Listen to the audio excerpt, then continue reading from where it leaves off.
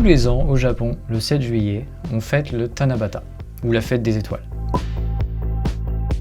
C'est une fête où les Japonais vont écrire leurs vœux pour cette année sur des petits papiers de couleur, donc on appelle les tanzaku, et qui vont les accrocher sur des branches de bambou. Alors d'où vient cette fête traditionnelle? Depuis quand elle est fêtée au Japon? Qu'est-ce qu'elle signifie réellement? C'est ce qu'on va voir dans cette vidéo.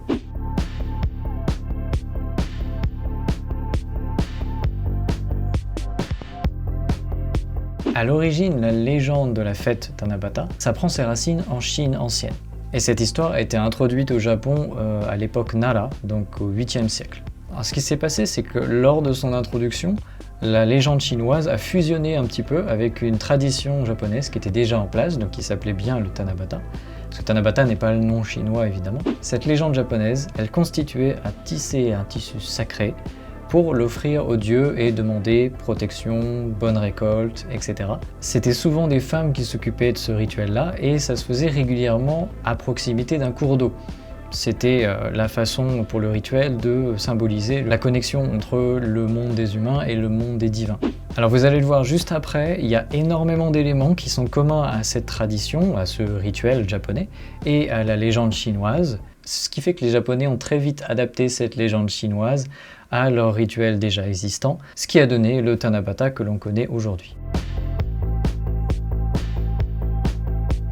Alors la légende est la suivante. Elle raconte l'histoire de deux étoiles qui sont représentées dans l'astronomie actuelle par l'étoile Vega, qui va représenter Orihime, donc la tisserande, et Altaïr, qui représente Hikoboshi, donc le bouvier, qui s'occupe des bœufs en gros. Donc Orihime, c'est la fille du dieu céleste Tentei, et son travail, c'est de tisser de magnifiques tissus au bord de la Voie lactée. Mais elle se sent très seule, elle est assez triste de rencontrer personne.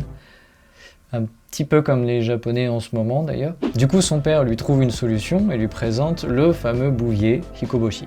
Et là, évidemment, ils tombent éperdument amoureux, ils se marient et ils arrêtent de travailler.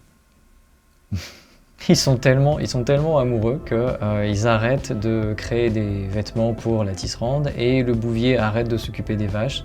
Donc il y a des vaches partout, il n'y a plus de vêtements qui sont créés, c'est le bordel.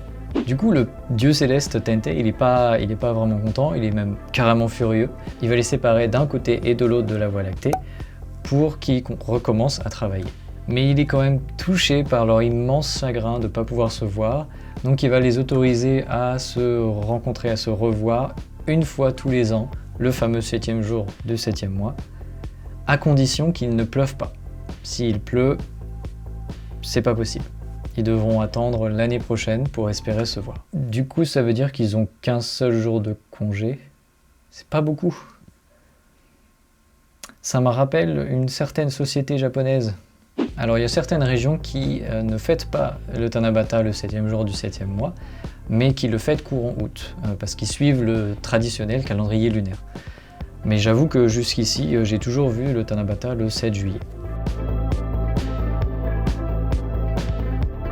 Alors comment c'est célébré au Japon cette fête? Eh bien c'est tout simple. Les Japonais prennent des petits morceaux de papier coloré, qu'on appelle les tanzaku, et ils vont écrire dessus leurs vœux. Je veux devenir plus riche, je veux être en meilleure santé, je veux rencontrer quelqu'un, etc., etc. Ça tourne quand même souvent autour du travail, de la santé et de l'amour. Et ces tanzaku, ils vont venir les accrocher à des branches de bambou. De ce que j'ai vu jusqu'ici, il y a beaucoup d'écoles qui fêtent le Tanabata et qui mettent à disposition donc, les fameuses branches de bambou et les tanzaku pour pouvoir écrire son vœu et l'accrocher. D'ailleurs, on en a fait un dans la crèche de notre fils. Et on a mis comme vœu je voudrais apprendre à marcher très vite. Parce qu'en ce moment, il fait 1, 2, 3 pas, mais il tombe après. On y est presque. Et il y a aussi des étals mis à disposition dans les grands supermarchés, par exemple, ou les centres commerciaux, où on peut écrire soi-même nos vœux et les accrocher. Donc c'est assez marrant de voir justement les vœux des autres gens. Je jette un coup d'œil comme ça quand on accroche le nôtre. Ça arrive qu'il y en ait en anglais d'ailleurs, j'en ai vu certains en anglais là où j'habite, mais j'en ai pas vu en français. Je crois que je dois être le seul à l'avoir mis en français. Finalement, la symbolique du Tanabata, c'est l'amour impossible, donc avec le récit de Orihime et Hikoboshi, mais aussi la patience et la fidélité. Donc la patience, ils doivent attendre une année entière pour se voir qu'une seule journée, Et la fidélité, parce qu'évidemment, ils vont pas voir ailleurs entre deux. Voilà, c'est ça Tanabata.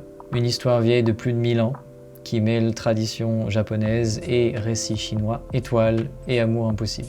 Et chaque 7 juillet au Japon, on continue d'y croire encore un petit peu. Sans doute parce que ça fait du bien de lever les yeux au ciel et d'y envoyer nos vœux. Merci d'avoir regardé cette vidéo. Moi c'est Julien, je fais des vidéos sur la culture et l'histoire du Japon. Alors si ça vous intéresse, je vous invite à me suivre sur Instagram et YouTube en vous abonnant à la chaîne Neko Studio Japan. Bye bye!